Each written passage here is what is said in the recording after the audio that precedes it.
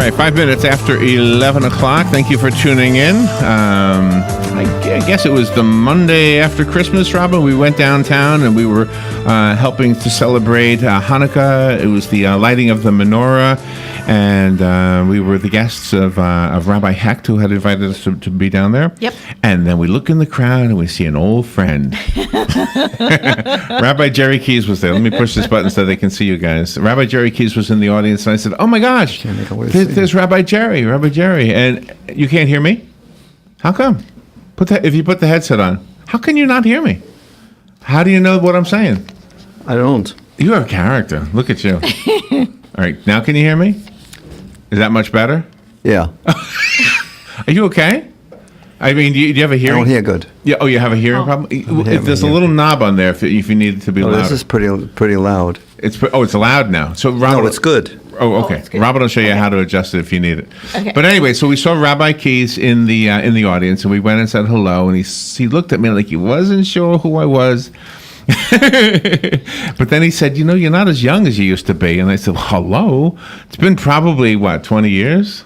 Right? Do you think it's been 20? Oh, not that long. Maybe 20. Maybe 12. No, maybe 12. 12 or 13. Yeah. 18. How long ago did the synagogue have the fire? That's what I need to ask. 19th. Wasn't it shortly after that? I thought it was 1997 or 93. That's a 4 year difference. Yeah, but I remember it was shortly after that we invited you in, and you came on and you told us about that and how the scrolls were saved. And if I'm saying the wrong words, I apologize. Yeah, I thought you questioned me about a Jewish lightning or something. No, I didn't. No, how's Sarah? Sarah is your wife. Yeah. We didn't see her that night. Was she with you? She was there. Okay, I didn't see her. She must have walked away. She must have seen me come and said, forget it, I'm walking away. No, she had a good word for you guys.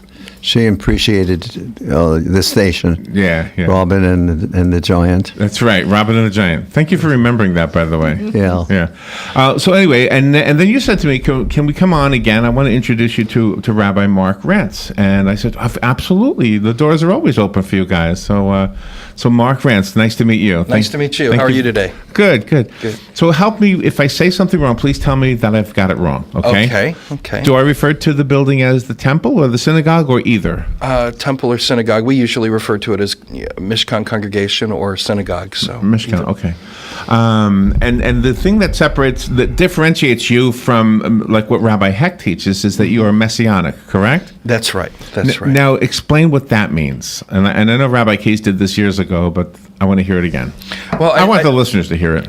I think it's important to first describe what we have in common with the rest of the Jewish community and then differentiate where the differences are between different sects of Judaism. Yes. On all the things that are Jewish, we would be in complete agreement with the majority of traditional Judaism, that there really isn't any difference on our theology, what we believe. We call it halakha, which from the Hebrew means to walk, how we lead our lives.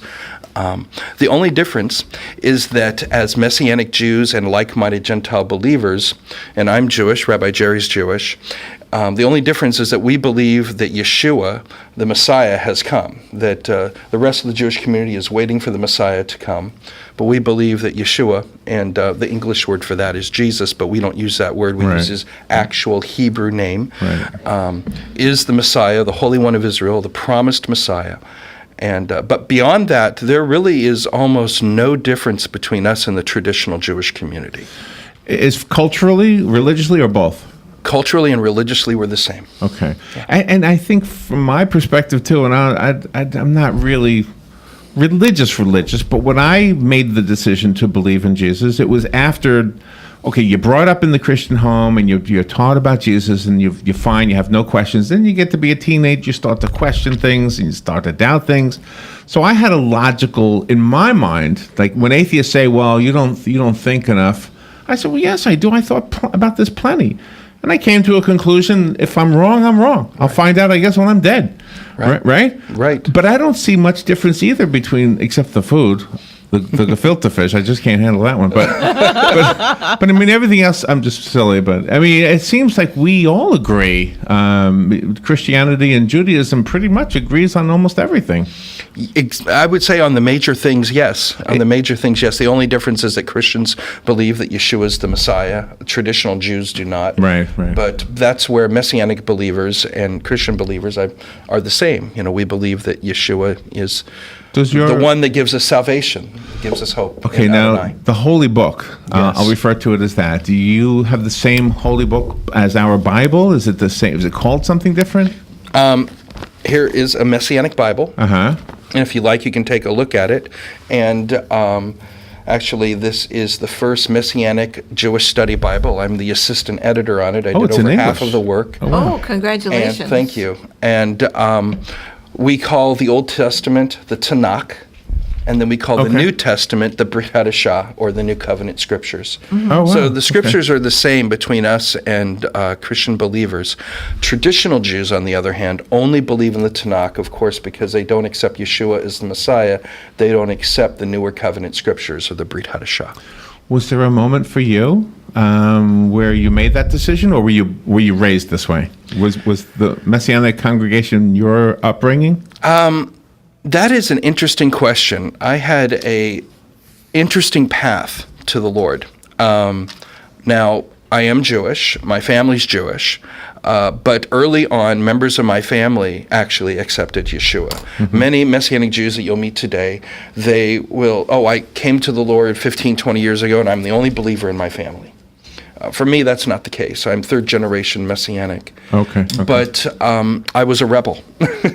And even though I knew in my mind what was true, I didn't really follow it and didn't want to follow it. And I really went down the wrong path. And I remember one night I came home. I was a teenager, and there was issues with living a lifestyle that I shouldn't have been living. And I woke up in the middle of the night and still a bit hungover. And I opened up the bedroom door, and there my grandparents were on their knees praying for my salvation. And it had such a profound impact on me that it really eventually brought me back to Adonai, brought me back to God. But I really was rebelling against the things that the Lord had taught me. Like I said, third generation Messianic. Back then in the San Francisco Bay Area, which is where I'm from, there weren't any Messianic congregations. We went to a Baptist church. But we were connected with Messianic groups. Got it, right. So my understanding of my Jewishness, and this is where my testimony is a lot different than Rabbi Jerry's. He came from a traditional Jewish home, and then there was that epiphany where he came to the Lord, and then through his testimony, the life, his example, his mother came to the Lord. And that is so amazing. I just love his story. Yeah, I don't think you were aware of that. No, I mean, it might not have happened at that time. Oh, okay. But more recently, my mother, you don't go home and tell your Jewish mother, I believe in the Lord. Yeah. And that's like, it's undermining. Anyway, I thought it's time I talked to her. I was ordained about 2 years, had a congregation, had the synagogue. And my mother, I went there to visit her, and she said, "Son," she said, "I raised you as a good boy, but you're better than the good boy that I raised." Oh, Nobody has said that to me, so I didn't understand what she was talking about. Oh, my gosh. I said, "What are you saying, Mom?" She says, "Well, you're just something special. You were special from a mother to a son's way, but now you're just special to everybody, my neighbors and everybody. They can't get over you." Yeah. So I thought, wow, this is something special she's talking about. She says, "And you know what?" She says, "If I have my life to live as long as I'm living, I want to be like you." Oh. Wow. Well, I mean, it has to be in your mind, it has to be in your lips, and on your heart. So I said, "Do you really want to do that?" She said, "Yeah." I said, it could be a strain. So we did pray for her to have salvation, and she just stopped me in the middle when I said we were sinners. She says, "Oh, we're not sinners. I taught you the right way in morals and ethics." I said, "Mama, listen, we all have an evil inclination in our heart." I said, "And we're just bad." And everybody's like that. And it doesn't make it right or wrong, but God gave us a way through the Messiah to get rid of that and have a covering, like blood covering, for that to be behind you. So anyway, she did receive the Lord. She gleamed. So I thought it was just me. And 2 weeks later, she came up. She was still gleaming. She came up to see the synagogue, and she walked into the synagogue, looked around. She said, "This is awesome. My son, the rabbi." Whatever his Jewish mother would want. And then somebody came over to me and said, "There's this new lady in here. We never saw her before, and she seems like she's on fire. She's glowing." So I know that it wasn't my eyes or me wanting it to be that way. She just was anointed, touched her. Wow. So I said, "Well, you know what?" I said, "She just became a believer." He said, "Well, I don't remember when I became a believer. I didn't look like that." So what do you say as rabbis to somebody who wants to know really what's the truth? And they say to you, doesn't matter how old they are, they say to you, why is it important to know the Lord? Why can't I just live my life well, and when I die, won't God say, hey, you did the best you could? Why the Lord? Why is that important? What's your answer? Well, I think that Rabbi Jerry touched upon it. In Judaism, we have a couple of terms that we use, the Yetzer Hara and the Yetzer Hatov. Hara means the evil inclination, and the Hatov, the good inclination. And there's an old Indian proverb where a young Indian boy is asking the chief, I've got this spiritual battle going on inside of me, and one part of me wants to do good, and the other part of me wants to do bad. And how do I keep from doing bad and I do good? And he goes, well, what do you feed? And he goes, what do you mean, what do I feed? He goes, that which you feed inside of yourself is going to grow, whether it be righteousness or unrighteousness. And certainly all of us have the potential of doing good. But it's not just doing good deeds that's going to save us. The fact is, we have sin in the world. We have sin in our lives, and we need a Redeemer. And God gave us in the Tanakh, in the Old Testament, prophets who came and said that, you know what, there's a better way. There's a better way, and salvation is coming. And a Messiah is coming to redeem the whole world. He gave us the sacrifices, right? And the sacrifices all pointed to the coming of a Messiah, the Mashiach. And ultimately, Yeshua came and gave us hope. So I would say that certainly I can do good deeds, but what really saves me is the Lord. I don't have the power to save myself from my spiritual condition. And I can pat myself on the back for my ingenuity, but the reality is only God can save humanity. I believe that. I absolutely believe that. Yeah. When Jesus was on the cross, he says, this is what we're taught in the Christian, I'm guessing it's the same thing. He says, forgive them, Father, forgive them, for they know not what they're doing, right? Right. Well, if Jesus Yeshua, is asking God to forgive people who don't even believe that he's the Son of God or the Messiah, then that sounds to me like he's forgiving people even if they don't believe in him. No, I think that we as human beings have free will. And we can choose what is right and what is good, or we can reject what is good. And the reality is that Yeshua's heart is to forgive and to offer forgiveness to all people. But we have to choose to receive that forgiveness. We have to choose to receive that plan and that new path.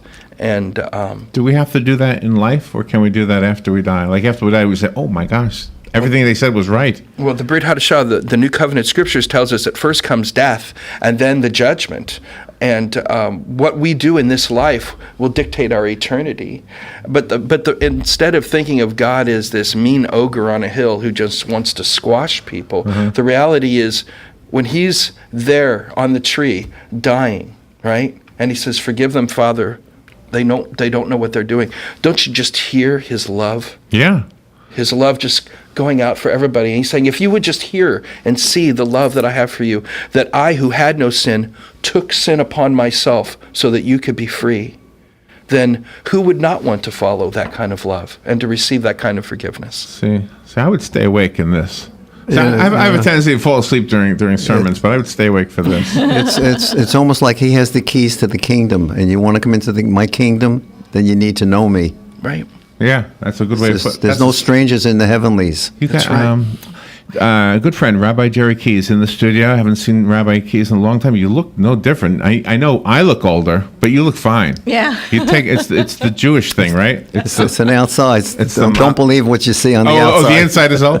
And I look just the same because you just met me. Right. You don't look into it. And Rabbi Rantz is the other voice here, and I wanted to let you speak to some listeners. We've got some phone calls. Great. And you agreed earlier, and that's okay. We don't want to have anybody on who's going to be messing with you. Good morning. You're on the air with Rabbi Keys and Rabbi Rantz.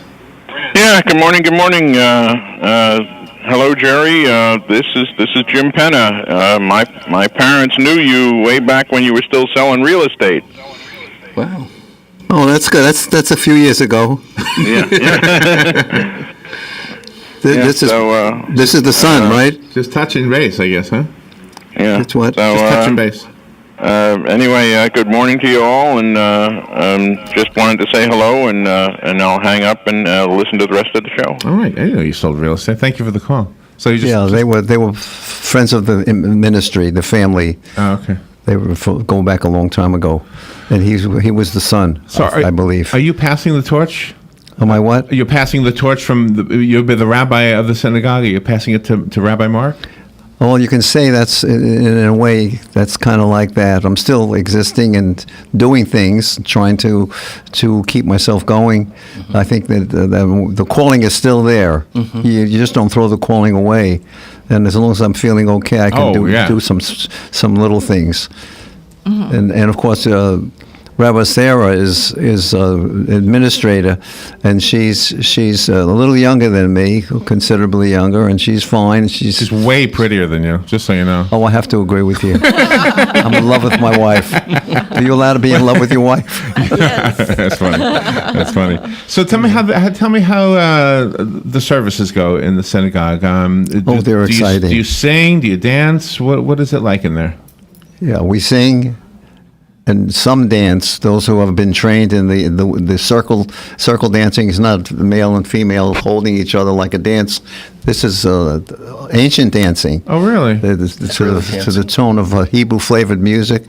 And when we go to serve at a church, we used to bring the Rakdamim was the name of our dance team, the dancers. And we would bring them. As a matter of fact, we're talking about the Passover, which is coming not too far away. And the Passover, we would be serving dinner, sharing and teaching the Seder, the Passover, and we would have the Rakdamim doing a special, and the shofar being sounded, the trump. Right. You're familiar. And those are the things that are coming up. The services are very exciting. Since Rabbi Mark has been here, it's been it's very upbeat, very exciting. He's so exciting, you turn around and catch him really dancing to the Lord. Rabbi Mark, you said you grew up in San Francisco? I grew up in the San Francisco Bay Area, yes. What brought you here? Well, I moved to Southern California and got my theological training there, lived there for a number of years. And then God opened a door for me to take over a synagogue a number of years ago in Baltimore, Maryland. And that was ending around the same time that the completion of the study Bible was ending. And I was really asking God, what next? And within days of my position at that congregation ending, I got a phone call from Rabbi Jerry. I'd never even met him, didn't even know him. But people that I knew that knew him recommended me. Okay. He reached out to me. God does everything in his perfect time. And brought my wife here. It's just a few days ago. It was 6 months that we moved here. Is that so you're new to the area? Yeah. Then? Oh my gosh. And God has really written Ocala on my heart. I really have a heart for the city and for Marion County. And prior to that, I'd never even been to Florida. Were you at the menorah lighting ceremony? I was. Oh my gosh. I was. We didn't get to meet you that night. So Yeah. And I love it here. I moved here in spite of the weather, actually. No, just kidding. The thing that I picked up from with Rabbi Hecht was that it was maybe maybe 10, 20 years ago, Jewish people didn't feel as welcome here as maybe they do now. Is that right? Did you get Jerry? You've been here a long time. Did you feel that way too? I kind of think that's true. Yeah. Yeah, it's a very slow growing situation, It's like somebody once asked me, the pastors, when I was in fellowship with the pastors, they would say, how many Jews are here? I said, I don't know. They didn't register. Some of them, when somebody dies, they're coming out from the forest, and they bring out another Jewish person from the forest, but he wasn't involved in anything, so nobody knew of him. But that's the way we know there was segregated in the forest. A lot of Jewish people were in the forest, as well as Ocala scattered. So, but it's grown a bit. I think that Judaism has grown. I think that the ignorance has gone away a little bit, and they're more up to wanting to know, and that's good. Wanting to know is good. Will you be having a community? Will you be having events that you will be sharing with the community at the Mishkan congregation? Yes, we will. The Passover is one thing that's coming up April 11th. That's right. Might I give it a plug? Yes. Yeah, April 11th at 3 o'clock at the Ocala Golf and Club congregation building. Yeah, The municipal Ocala golf- Golf Club. Yeah, right there on Silver Spring, East Silver. Silver Springs Boulevard, and there's a fee for that because it's catered food and the other activities. It's not a thing to make money, but it's just to cover the expenses. Right. And so we would be. We just started to. We have over 50 people right now, and that's pretty good. It's a starter, and we have a limited amount of seats. And when we offer it to the churches, if we get one church like Living Waters, they are saying they seem to be interested. They would probably fill the place for us. But if people are interested, they can give us a call at the congregation and see if there's a possibility to RSVP. Phone number is 687-4434. Area code is 352-687-4434 for reservations for the Passover teaching and service. Another event that's coming up that your listeners might be interested in is April 23rd. We are having something called the March of Remembrance, and on Silver Spring Boulevard, us and a number of believers from other congregations are going to be marching, waving Israeli flags, singing Hebrew-type songs, and you might ask, what is the March of Remembrance? Well, that date commemorates Yom HaShoah, the Holocaust Remembrance Day. Oh, okay. And we're remembering the 6 million Jews that died in the Holocaust. Right. So both Christians and Jews can walk together and remember, and we're going to pray together. And we live in a world where there's a lot of intolerance and a lot of hate, but we're going to stand for unity and peace and for the good of our community.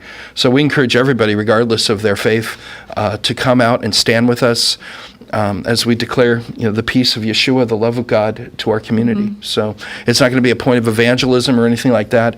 It's just to stand for what is right. And evil persists when good men do nothing, but we choose to do something in this community. Yeah, the whole situation in the Middle East is so hard for us to really understand. Yeah. Have you spent any time in the Middle East, in Israel or Palestine? I was in Israel in 2008.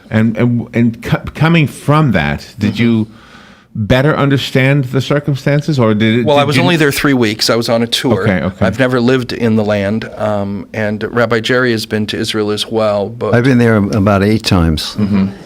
And the people, if you leave them alone, they'll flourish. And the flourishing that happens, they'll spread and give good things to the world. Not like other countries doing nothing.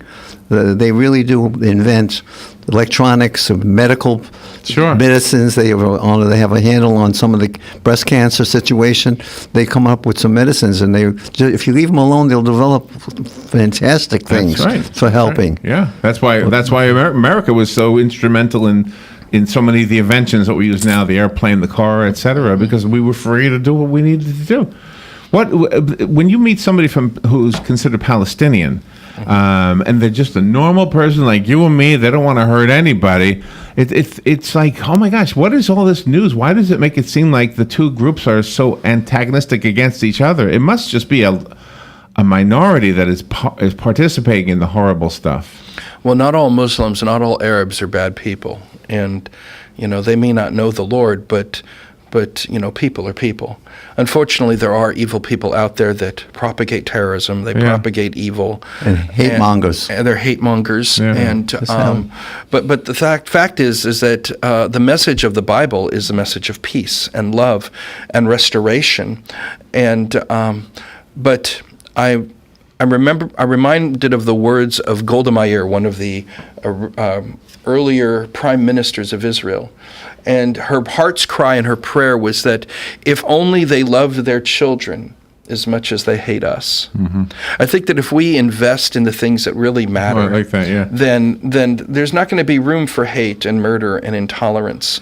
And that, yes, Islamic terrorism is a reality. But what the greater reality is the restoration that comes through God, through Adonai, and his message to the world, which is through Yeshua, peace can come. So, yes, this is the terrorism, the issues we face is a reality. But the greatest reality, I think, is that God can change a heart. And Wow. what a society we live in America, where we can have anybody, any religion you want to. We're not going to bother you because of your religion or your lack of religion. It's up to you. That's a personal choice. I like what you're saying. I like everything you guys are saying. I've always loved Rabbi Keys. Yeah, forcing something on people or on somebody is not successful, and they kill them if they don't become them. Yes, that's not correct. Look at they're killing the Catholics, the Christians, right. I should say. Yeah, and that's all over the world, or particularly in the Middle East as well. Yep. They just hate the fact that they're trying to stand with the one true God of Abraham, Isaac, and Jacob through the Messiah Yeshua. That's right. That's the bottom line. They've always wanted the Jewish people to throw the towel in and become them, and them wasn't in line with the Word of God or the Torah scroll. Yeah. Torah scroll is very important to us. We believe in that because the Lord Himself used the Torah scroll to teach in those days. He was teaching in all of the synagogues because there were no churches, of course. And so, if you're not aware of that, but and he drew the people together through the everyday lifestyle that you can come upon through the living Torah and the Word of God. And he used it, and if it was good enough for him, it's good enough for me. It's good enough for you, Rabbi Mark. Yes, absolutely. Yeah, Rabbi Mark Rantz, nice to meet you. Thank you so much for coming in. Hopefully, this won't be the last time you're in here. Well, hopefully, you can come in and It would be an honor to come back. Chat with us. And our services are every Saturday at 12 noon. People are welcome to come. And if you want to see what the Messianic community looked like in the first century, come to Mishkan and check it out. Oh, nice. Okay, that's a good way of saying Starts it. at 12 o'clock, and we serve food and fellowship. We don't serve fellowship. That's done with the people. we serve the food, and you do the fellowship. That's and, right. And we answer questions at that time as well. Yeah, we're mishpocha. We're family. We're a community. So if you're looking for community and a place to be loved unconditionally, check us out. And that's the Mishkan Messianic Congregation. The address is? 6675 Southeast Maricamp Road, And the phone, Ocala, Florida, 34472. and the phone number again? Area code 352-687-4434. Okay. And you do have a website, right, real quickly? We do, yes. If you just, it's in process of change right now. If you just Google Mishkan Ocala, you will find us. Also, we can be emailed at mishkanradio@gmail.com. Rabbi Jerry Keys, Rabbi Mark Rantz, thank you both for coming in here. God bless you. That was fun. Thank you. We'll be right back.